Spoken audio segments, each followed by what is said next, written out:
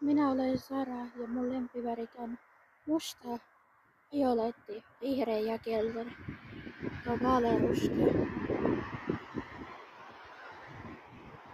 Ja muistakaa sanoa, että vihreä.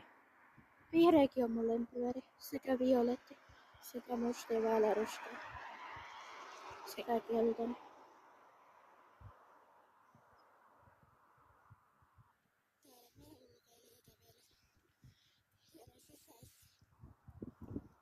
Tän näköistä täällä on. Vähän tuulee. Pikkasen tuuleekin täälläkin päin.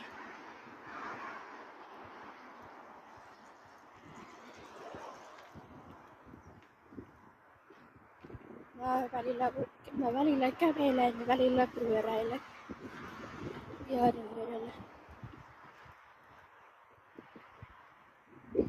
Ja inhokkiruokia mä en syö. Mun inhokkiruoka on maksalaatikko ja tomaatti. Ja herkuista on pahin paunipatukka.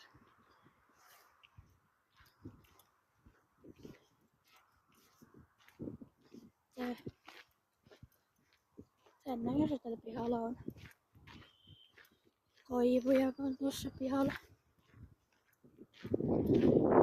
Koivuja on missä tahansa ja puita. Erilaisia puita.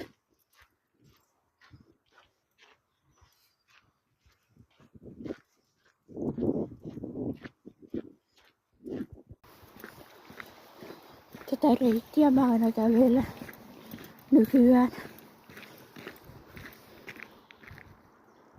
Tuolla on toi rakennus. Sitten on tuolla noita puita ja reitteitä.